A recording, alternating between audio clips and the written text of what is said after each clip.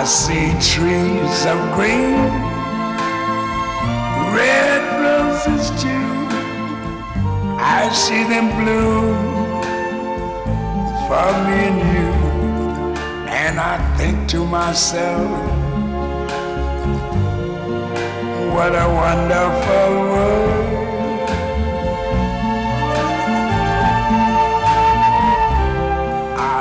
Олег Видов. Родился 11 июня 1943 года. Окончил Государственный институт кинематографии в Москве. Снимался в фильмах «Обыкновенное чудо», «Сказка о царе Салтане», «Всадник без головы», «Красная мантия», «Метель», «Москва, любовь моя». Кинокритики считали его восходящей звездой международного класса. Известный американский продюсер Дино де Лаурентис предлагал ему контракт на 7 лет. Эмиграция. Сначала Югославия, затем Америка. Актерская работа в фильмах «Дикая орхидея», «Красная жара», «Три дня в августе». Режиссерская работа — фильм «Сказание об изумрудной принцессе». Актер, режиссер, продюсер, заслуженный артист РСФСР Олег Видов. Живет и работает в Лос-Анджелесе.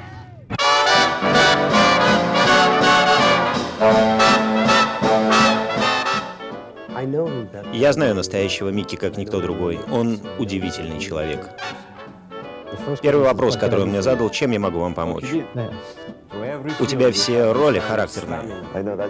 Вот проблема, не могу я быть самим собой. Здесь приходится молчать. Сегодня мы имеем честь встретиться с великолепным американским актером, который хорошо известен во всем мире. Привет, Микки. Да ладно, тебе не стоит. Хорошо, поехали. Да, покатили. Микки Рурк начал свою актерскую карьеру в Нью-Йорке. В 1978 году он переехал в Лос-Анджелес, где впервые получил роль в телевизионном сериале «Город страха». Так началась его карьера в кино. Далее последовали 1941 у Стивена Спилберга, «Небесные врата» у Майкла Камина, «Рэмблинг Фиш» Фрэнсиса Форда Копполы, «9,5 недель», «Сердце ангела», «Дикая орхидея», «Часы отчаяния» и многие другие. Ты родился в большой семье, рос с двумя братьями? Нет, я родился в Нью-Йорке, вырос в Майами. И у меня было 5 братьев. Еще сестры. Всего получается 9. Ты был старший? Нет, я был вторым ребенком в семье. А где сейчас твои братья? Что они делают? Правда? Они все в тюрьме.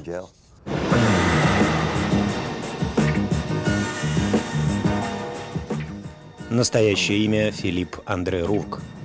Родился в местечке Шениктабу, Нью-Йорк, в семье ирландского католика.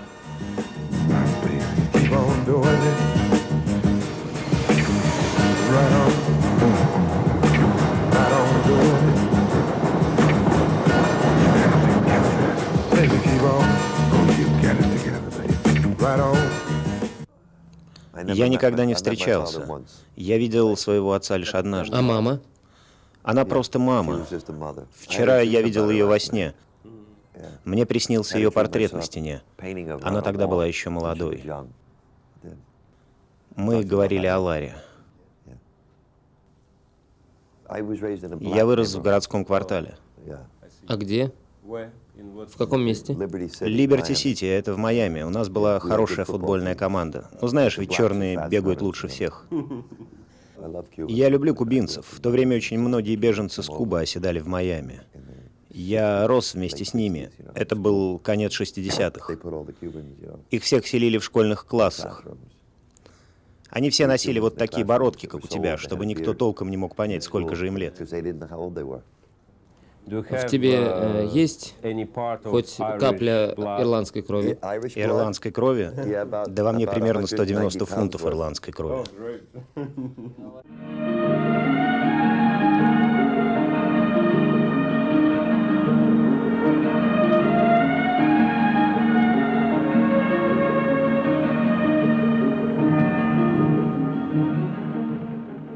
Бытует мнение, что Микки Рурк — прагматичный актер. Он снимается только когда его труд хорошо оплачивается.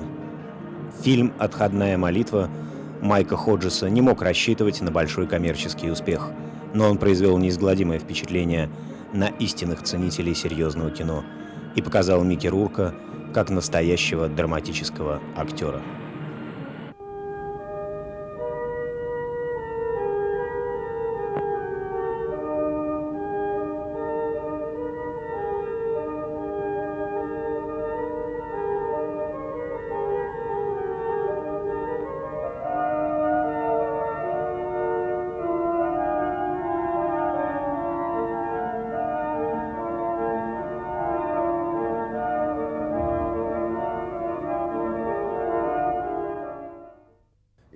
Никакого коммерческого успеха этот фильм в США не имел, поскольку в этой картине сильная политическая подоплека. Его показ был запрещен в Англии. Я не знаю, известно ли вам, что «Отходная молитва» была снята с проката в Ирландии, поскольку главный герой картины парень из ИРА, Ирландской республиканской армии, выглядит там как герой. Многим это не понравилось.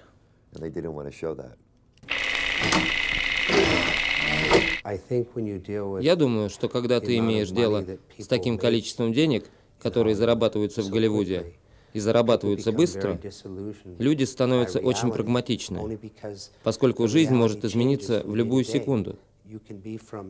Ты можешь жить в маленьком домике в Лос-Анджелесе, а завтра переехать в огромный особняк, только потому, что ты был режиссером фильма блокбастера или продюсировал картину, которая собрала миллионы. Другими словами, ты всегда должен быть готов к переменам, чтобы не попасть в просак. Если тебе удастся это сделать, будешь иметь большой успех в Голливуде. Если завязнешь, тебя пережуют и выплюнут. Это как в любом большом деле. Все необходимо делать обстоятельно, используя все свои знания. Если ты это сделаешь, будешь жить в Голливуде вечно. You'll be successful in Hollywood you will love.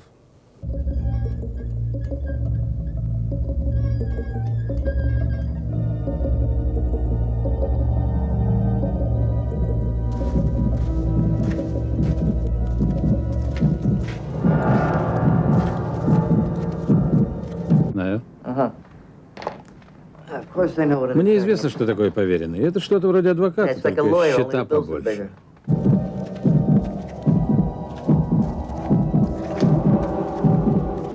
Гарри Ангел.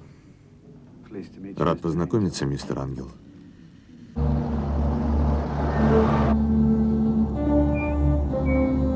Я частный детектив.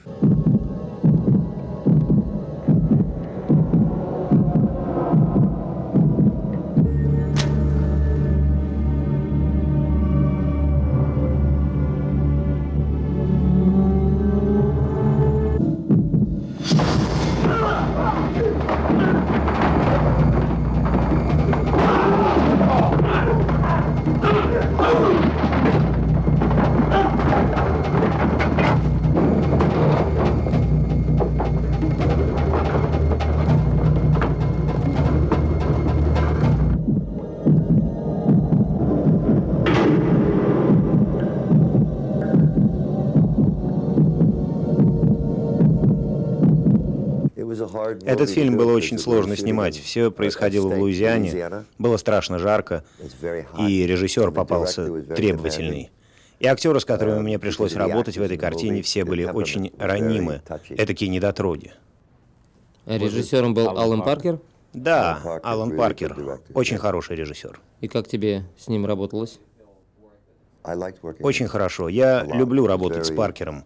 Он очень яркий, талантливый режиссер, знает то, что хочет получить в кадре, что ему нужно от актеров.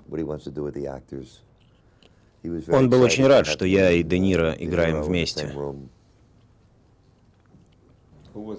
Ты вспоминаешь кого-нибудь с благодарностью, как учителя, наставника? Эту леди зовут Сандра. Она была протеже Страсберга, а он, в свою очередь, учился у Станиславского. По его книгам изучал его систему. Ведь величайшим учителем драматического искусства во всем мире был Станиславский, русский. Ли Страсберг учился у Станиславского технике. Я читал все его книги. Станиславский вообще-то был мужик с головой. Он мог репетировать одну сцену из пьесы 3 месяца, добиваясь абсолютного совершенства в каждом жесте, каждом движении. Вот откуда появился величайший в мире учитель драматического искусства из России. Вот так. В России очень много красивых женщин, очень красивые женщины. Ты лучше им это скажи. В России очень красивые женщины. Я никогда там не был, но знал одну девушку из Одессы.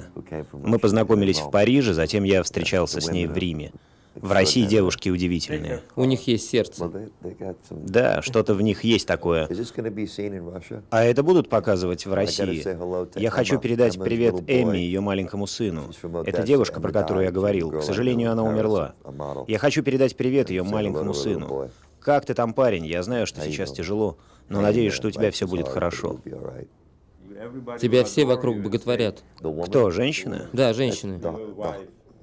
Женщины — самые непонятные существа на планете.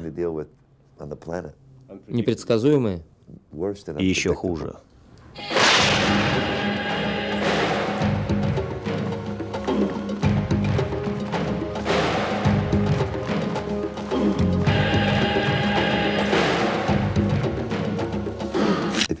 Если ты их уважаешь, ты выиграл. Если нет, проиграл.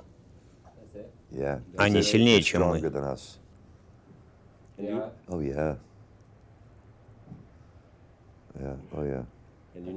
Значит, женщин необходимо уважать. Да, ты просто обязан, ты должен.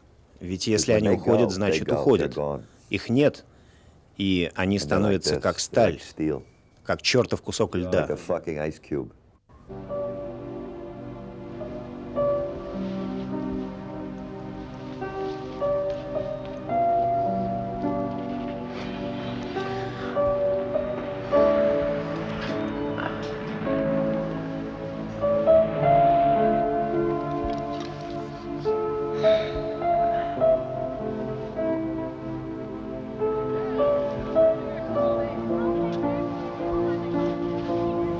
Уходишь.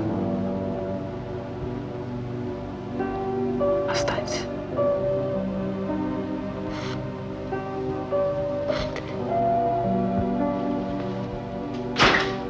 Я люблю тебя. Вернись, пожалуйста.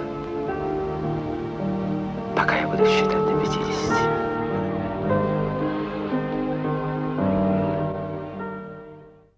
Ты сделал счастливыми стольких женщин. Мне об этом постоянно говорит мать. А что она говорит? Моя мама говорит, что я как отец. Не могу держать свои штаны на замке. Ну, это ведь твой темперамент. Все идет изнутри. Это заложено в генах. Однако сейчас мне уже пора немного остыть и стать... Начинаешь новый виток. Подбираюсь. Тяжело? Нет. Мне надоело мотаться по городу и снимать 17-летних девочек. Я уже устал от такой жизни. Ты только что закончил сниматься у Фрэнсиса Копполы С Копполой, да. с хорошими актерами? Да, неплохие были актеры. И кого ты играл? Я играл адвоката. У тебя должен быть клиент. Есть у меня одно дело. О страховке. Может принести неплохие проценты, если выиграет. Тебе надо поработать с Диком. Он работал с большими страховыми компаниями. Научит тебя, как получать хорошие проценты.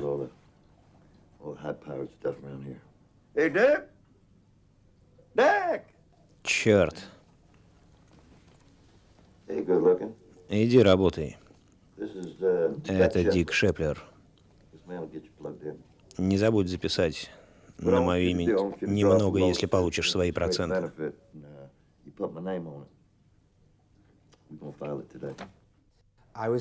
Я был в Майами и работал агентом, а по совместительству журналистом. И вот как-то раз журнал Harper's Bazaar командировал меня, чтобы я написал большую статью о Рурке. Мне удалось выловить Микки и спросить, могу ли я взять у него интервью. Он согласился, и мы проговорили 5 часов. Затем я сделал фотографии. Это была хорошая, большая статья. Затем мы продолжали встречаться и постепенно стали друзьями. Как я говорил, в то время я работал в модельном агентстве. У меня было собственное модельное агентство в Майами. Микки заезжал ко мне время от времени. Он был большим другом Джанни Версачи, а Джанни был моим другом. Так что мы тусовались вместе. Затем я переехал в Лос-Анджелес, и как-то раз Микки позвонил мне и сказал, что ему нужен пресс-атташе и менеджер для съемок в одном фильме. Я спросил, а что это за фильм? Он назвал картину, я сказал, ну ладно, я, конечно, буду работать. Вот так до сегодняшнего дня мы и работаем вместе. Но все произошло совершенно случайно.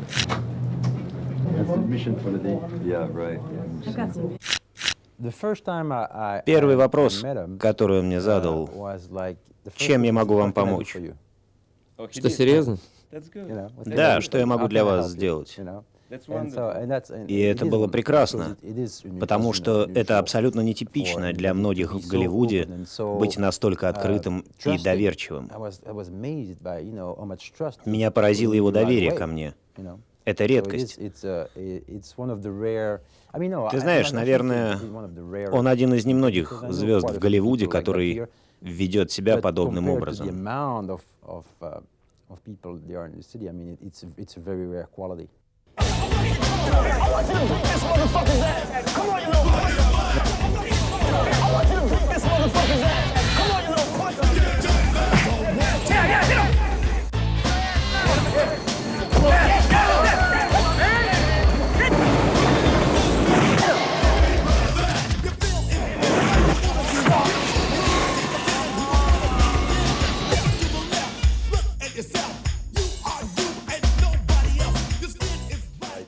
Четыре года я не снимался, ушел в бокс. Зачем? Мозги прочистить. Я устал играть. Я не верил,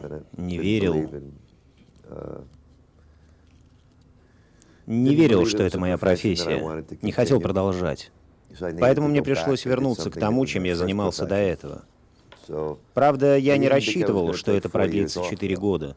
Думал, что проведу только один бой, но получилось 11. За 4 года я 11 раз выходил на ринг. Выиграл 9 боев, 2 по очкам, 6 нокаутами. 15 лет назад я провел 47 боев, но это было 15 лет назад. Сейчас я уже 2 года не дерусь. Хватит. Просто сказал себе «хватит»? Да, завязал. Хотя мне предлагали драться за пояс чемпиона мира, они сказали 3 боя. Сначала 2 предварительных, один на Багамах, один в Майами и финальный за титул чемпиона мира в Атланте. Но я поговорил с врачами, поговорил с Ричардом, и все сказали нет.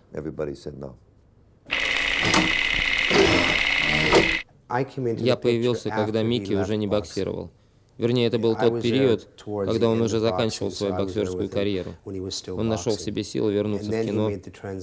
Вы знаете, это потребовало сил и времени, чтобы вернуться. Скоро уже будет 3 года, как Микки не выходит на ринг.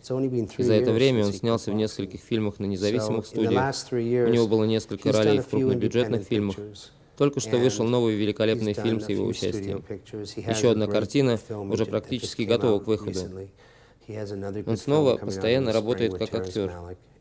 Но это было отнюдь не просто вернуть его в кинематограф, сделать его тем, кем он сейчас является. На это ушло 3 года.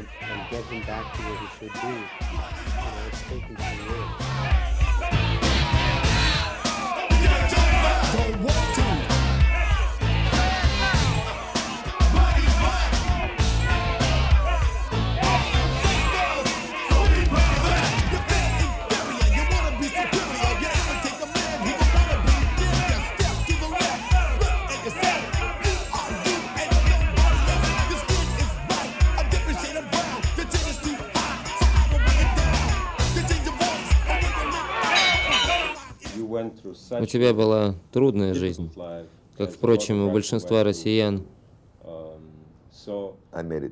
Я сам сделал ее такой. До сих пор не могу все делать как положено, по правилам. Понимаешь, когда ты начинаешь заниматься делом, а мысли твои все еще на улице, не можешь жить по правилам, и у меня не получалось. Я никак не мог совместить то, откуда я пришел, и то, чем я сейчас занимаюсь. У меня были большие неприятности. Сейчас же я понял, что могу убрать свое «я» оттуда и перенести его сюда. Я все еще помню, откуда я пришел, но пытаюсь держать эту часть «я» подальше от бизнеса. Многие говорят, что вот там, в Голливуде, они все звезды, у них куча денег. У меня теперь нет больших денег. Нет? Нет, мне сейчас надо немного подзаработать, поэтому приходится затыкаться. Ну, не страшно. Нет, деньги — это свобода. Я не живу ради них, я не боготворю деньги. На тот свет с собой же их не возьмешь. Это не главное, это необходимость. Деньги необходимы, чтобы быть свободным. Они должны быть. 10 лет назад мне было плевать. Сегодня я отношусь к ним иначе.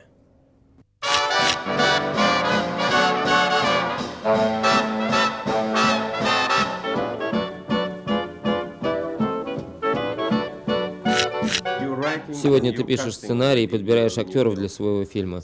Не только же играть, да? Нет, и у меня все время кончается бензин. Как вчера? Ты сейчас между небом и землей? Где-то там. 2 дня подряд у меня кончается бензин на дороге. Мои мысли где-то далеко, потому что я сейчас пишу новый сценарий, хочу снимать это в Нью-Йорке. А когда я пишу, не замечаю, как кончается бензин. И так всегда. О чем все это? Это история об одном парне, который был наемным убийцей. Но потом он полюбил одну девушку и не смог выполнить последний заказ, поскольку у него появилось чувство. Фильм будет называться «Покаяние». Покаяние? Покаяние. Понимаешь, когда в жизни делаешь добро, добро возвращается. Когда много лет сеешь зло, а потом вдруг решаешь совершить добрый поступок, это не так-то просто тебе дается. Приходится приносить покаяние, как перед Господом. Тебе приходится расплачиваться за все то, что ты натворил плохого.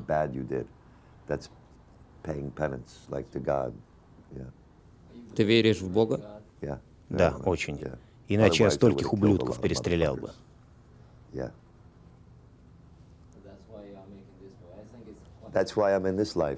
Поэтому я здесь, а не в раю. Это заставляет тебя идти вперед? Да, иду по прямой. Ты веришь в реинкарнацию? Я верю, что душа уходит куда-то, и ты видишь тех, кого любил и знал. Я не верю, что эта жизнь все. Этого не может быть. Мы здесь всего на 2 минуты. Правда? Как добиться успеха в Лос-Анджелесе? Необходимо помнить 3 вещи. У тебя всегда должна быть мечта, горячее сердце, и тебе надо забыть о прошлом. О прошлом мне вспоминать не приходится. У меня такая отметина на заднице. Достаточно просто так посмотреть, и все. Оглядываться не приходится. У тебя есть дети? Нет. А хотелось бы? Да, хотел бы, но у меня небольшая проблема. Занимаясь боксом, я принимал различные препараты, которые воздействуют на гормоны. Но доктора сказали, что если я не буду драться еще пару лет, то все восстановится. Я был бы рад увидеть твоего ребенка. Да. Хотя бы одного. Да будет еще. Даже у Фредди есть один. Сколько у тебя, Фредди? Один? Видишь? Один черт. Если уж у него есть, то и у меня должен быть. А кого ты больше хочешь, мальчика или девочку? Мне все равно. Но думаю, что легче будет с девочкой. Мальчику со мной будет трудно. Он должен быть... Мама тобой гордится? Да.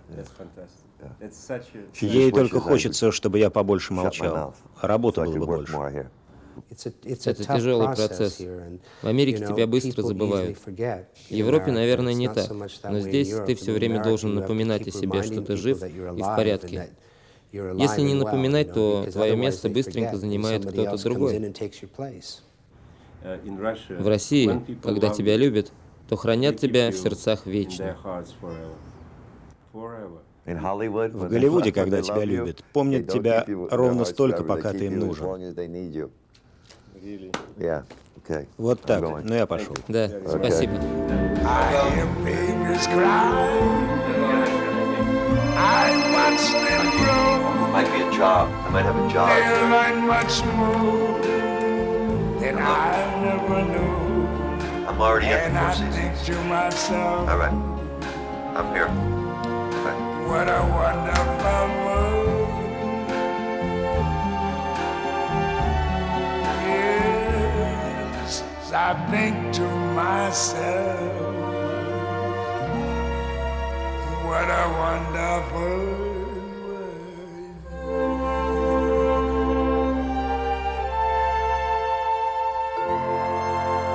Ooh, yeah. Здесь часто приходится целовать задницу.